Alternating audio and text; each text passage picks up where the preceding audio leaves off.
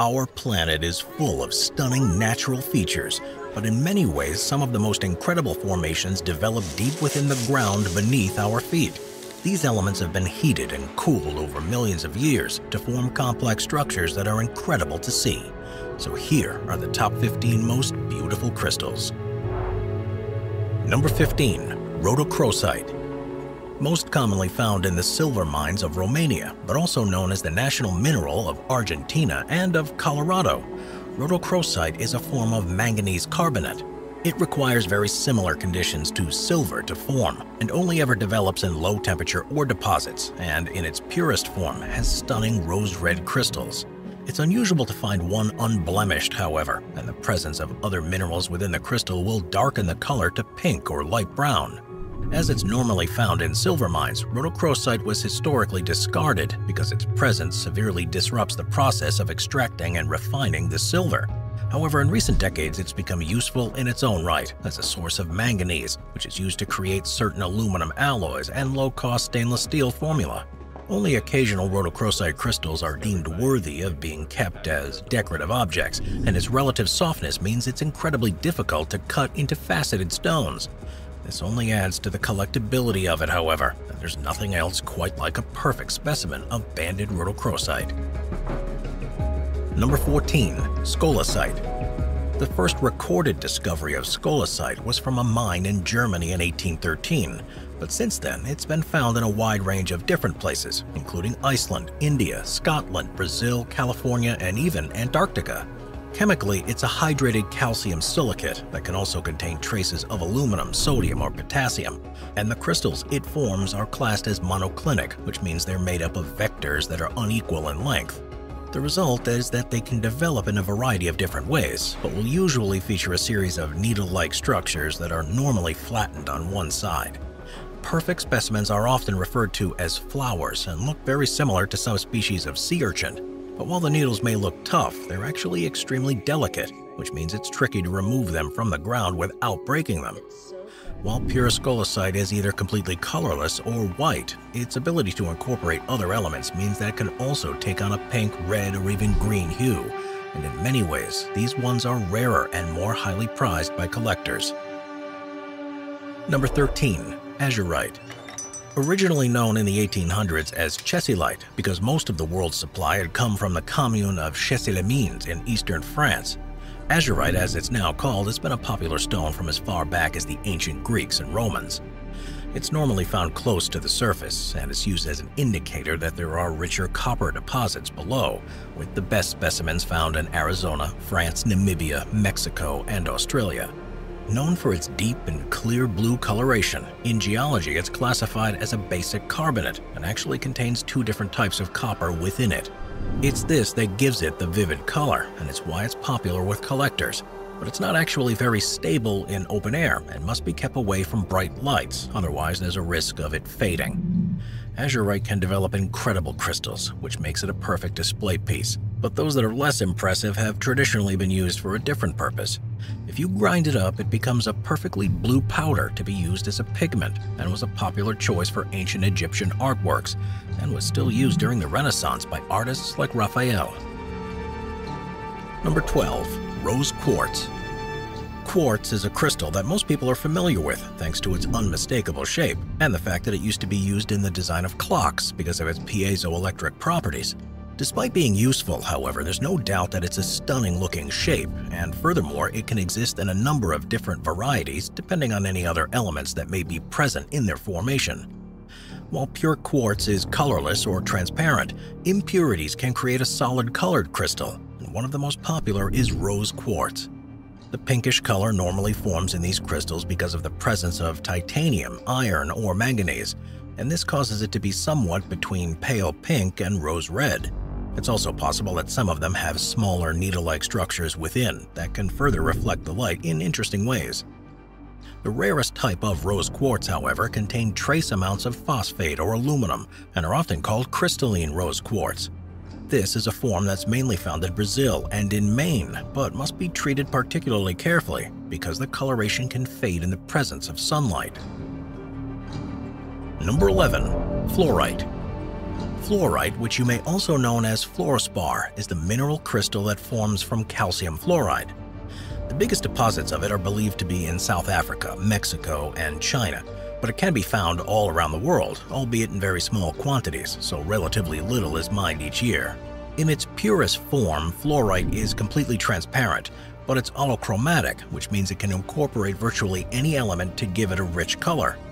Fluorite can therefore be found in most colors you can think of, with the most common being purple, blue, green, and yellow, and the rarest being pink, red, brown, or black.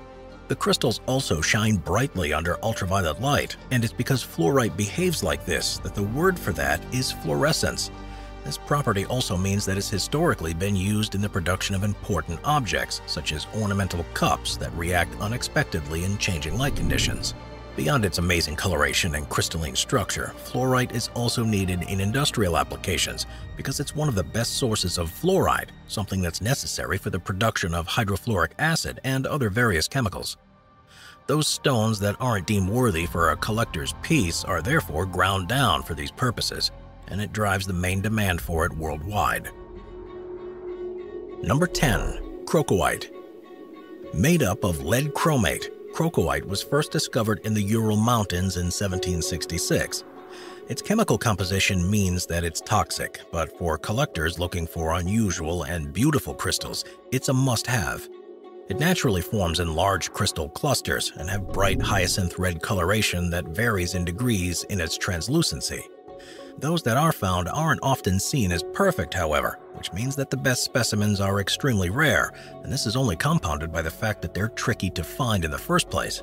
This is a result of the precise conditions needed for crocoite crystals to form, which requires the presence of rocks that are rich in chromium in a lead ore bed.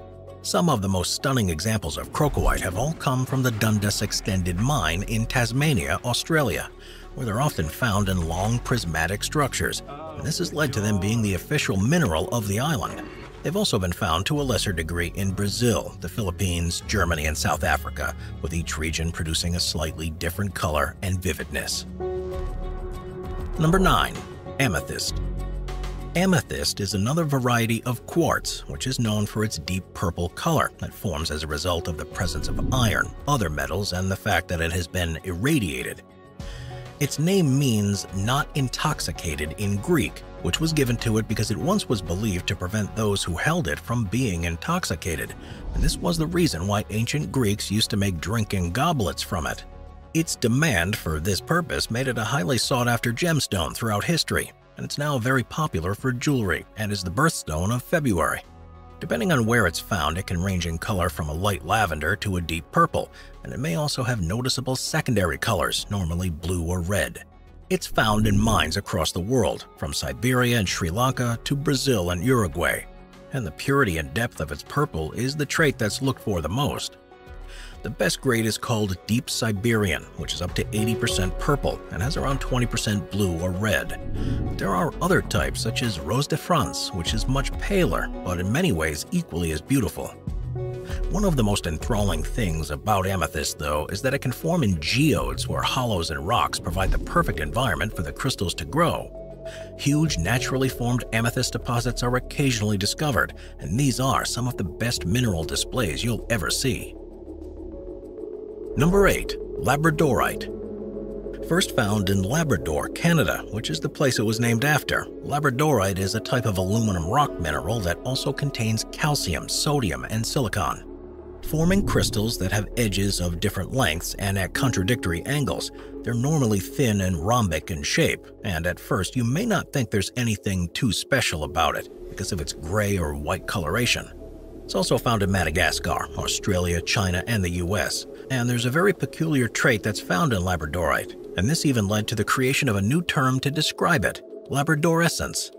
Because of the unique way in which the crystals form on a submicroscopic level, light can be reflected in an unusual way, which creates an iridescent optical effect. The degree to which this occurs depends on the conditions under which the labradorite was formed, not just the exact structure of the mineral, but the need for it to have cooled extremely slowly so the various ions it contains can diffuse throughout the various layers. This means that some labradorite won't show this effect at all, and in rare situations it's so prominent that it's visible most of the time. in which case, if it's been mined in Finland, it's known as spectrolite. Number 7. Carnelian. Carnelian is a mineral that's most commonly found in Indonesia, Brazil, India, Russia, and Germany. And because of its unique reddish hue, it's also the same name given to that specific color. It's a variety of chalcedony, which itself is a combination of quartz and mogonite. But what makes carnelian different is the presence of iron oxide. This leads it to develop shades from light orange to virtually black, but it's the red ones that are most prized as semi-precious stones. Often forming in geodes, carnelian crystals are commonly seen as red layers within the surrounding white chalcedony. And while these on their own are incredible display pieces, people have for thousands of years separated the carnelian to make jewelry. In fact, the earliest designs date as far back as the early Neolithic era and are at least 7,000 years old. It was very popular in ancient Greece and in the Roman Empire, where carnelian jewelry signified wealth and were used as stamps for imprinting wax, because wax doesn't stick to the stones. Nowadays, it's not considered to be as rare or special as other precious stones, but there are exceptions to this when a particularly stunning crystal specimen is found, in which case, because of its display potential, it can be extremely valuable. Number 6. Alexandrite. Named after the Greek words that mean gold white spar, chrysoberyl is a mineral that's made up of aluminum, beryllium, and oxygen. It's actually the third hardest mineral that's found naturally and has a unique way that its crystals form within cyclic twins that gives it an apparent hexagonal shape. While pure chrysoberyl is yellowish-green, there are two main alternative versions, one of which is called cymophane, and the other, which is often seen as the most beautiful, is called alexandrite. Its crystal structure is slightly different, where some of the aluminum is replaced with chromium ions, and this gives it a mainly emerald green appearance. What's amazing, however, is that depending on the light that you're looking at it with, the color of the crystal can seem to drastically change. Alexandrite taken from the Ural Mountains, for example, will look green in daylight. The moment you look at it under artificial incandescent light, it'll be red. Historically, it was thought that the largest deposits could only be found in Russia, which is partly why it was named after Alexander II, but it's now known that similarly sized ones can be found in India, Madagascar, and Tasmania. Amazingly, these ones have a slightly different chemical makeup too, and display alternate color changes, such as yellow or pink in daylight, and raspberry red in artificial light. Unsurprisingly, it's the ones that show the sharpest color differential that are highly prized, but unusual patterns in large stones can also attract the attention of collectors. Number 5. Malachite. Malachite is an amazingly beautiful mineral that's found in deposits all over the world, from the Ural Mountains in Russia to countries in Africa, Asia, and across the southwestern United States. As a copper carbonate, it develops a rich green coloration and creates uneven monoclinic crystals, but it's rare to find an individual crystal on its own. Instead, malachite usually forms in subterranean caverns because of the need for water to help it crystallize, and this means that it can create stalagmites or stalactites, as well as large, gloopy masses. Its chemical structure is very similar to that of azurite, and the two are commonly found in the same regions as each other. But whereas azurite can be difficult to obtain, malachite is far more common. Its vivid color, along with the incredible structures it forms, has led to the perfect specimens being highly sought after, and it's taken on a role in a number of belief systems too. In 17th century Spain, for example, it was believed that a piece of malachite would help people sleep, to keep evil spirits away, and to also protect against contagious diseases and bring good fortune. Conversely, in ancient Egypt, the color green was deeply linked with the ideas of death, resurrection, and reinvigorating your life, and it was believed that in the afterlife there was a place called the Field of Malachite, where you'd be able to live your life like you did before, but without feeling any pain or suffering. Number 4. Celestite. Celestite, which is also known as celestine, is a gloriously blue mineral that's made up of strontium sulfate. Strontium is the element that's normally used in fireworks to give a blue color, and its presence in celestite crystals is what makes them so mesmerizing. Translating to mean celestial, because it was once believed to reflect the power of the heavens, it's normally found in sedimentary rocks as geodes, but can also form in various different ways. The world's largest known geode is a celestite one and can be seen at the Crystal Cave on an island in Lake Erie, Ohio. Measuring a huge 35 feet or 11 meters in diameter at its widest, it contains celestite crystals that are up to 18 inches or 46 centimeters across and are thought to weigh as much as 300 pounds or 146 kilos. They can be found all over the world, and in the same way as other crystals can take on wildly different colors. Pure celestite is blue, but white, pink, green, and red versions are possible too, often because of the presence of calcium or barium. One of the most surprising things about celestite, however, is that it's important in the growth of specific species of protozoa. Most of the ones that form skeletons will do with silica, but there's one called Acantheria that consumes and makes its entire skeletal structure from celestite. Number 3. Citrine Quartz.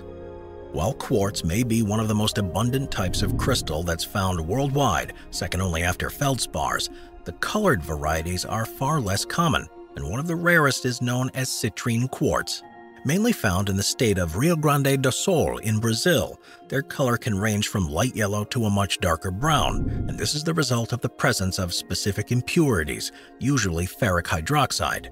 Because of its association with bringing good fortune to businessmen, it's often referred to as the merchant stone or the money stone, and the first record of it being a highly prized stone dates back to the time of the ancient Greeks. On extremely rare occasions, citrine quartz may also develop alongside amethyst, and this multicolored mineral is called ametrine. The difficulty for collectors with citrine is that there are a number of ways to forge it, such as by heat treating amethyst or a smoky quartz.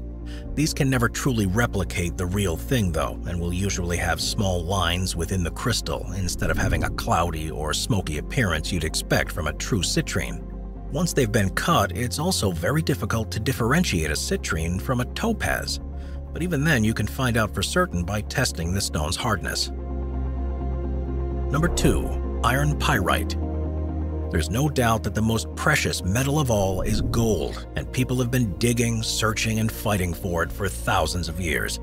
Those who look for it are, of course, mainly doing so because of its high value.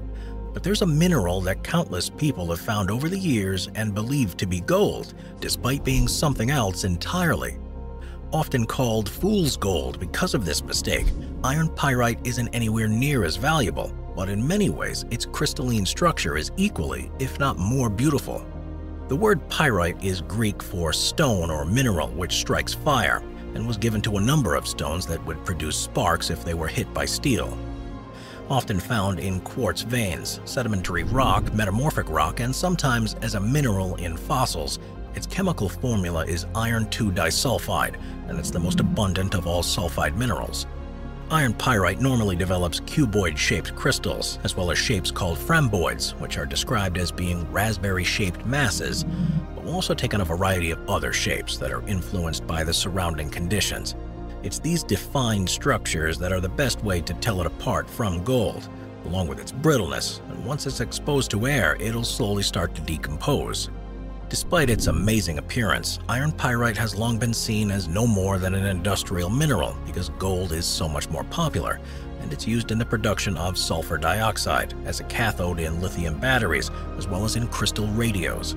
It has had its time as a decorative crystal too, though. It was commonly used during the Victoria era to make marcasite jewelry. Today, it's still highly important in Thai culture, where it's believed to be a sacred substance that can help ward off black magic, the actions of demons, and evil in general. Number 1. Bismuth. Bismuth is an elemental metal with the atomic number 83 and is one of the most stable known naturally occurring elements.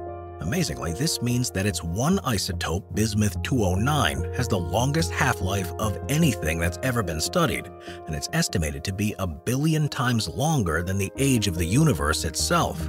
It's a commonly used metal across a wide range of industries, from cosmetics to medicinal uses, and bismuth alloys are increasingly being used instead of lead because it's nowhere near as toxic.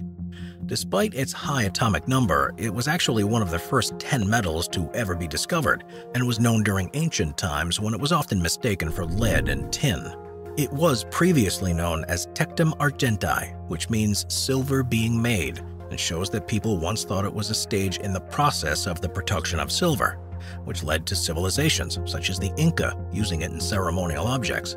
What's particularly stunning about bismuth, however, is that its crystal structure is truly one of a kind, and you can even safely make your own ones at home. Naturally, the metal is white or silvery pink, but because of the way that the crystals grow faster at the edge than in the center, they will form a spiral stair-shaped design. As with all metals, bismuth reacts with oxygen in the air to create a layer of oxide on its surface, and the varying thickness of this causes it to become iridescent, and it reflects all these colors of the rainbow. It's very unusual for this to happen in nature, however, because it's normally only present in compounds, but once it's been purified and heated to its melting point at around 520 degrees Fahrenheit, it'll begin to cool and crystallize in this way. Watch our nature playlist for more top 15 videos about beautiful nature. Sit back, relax, and binge watch all of our best nature videos.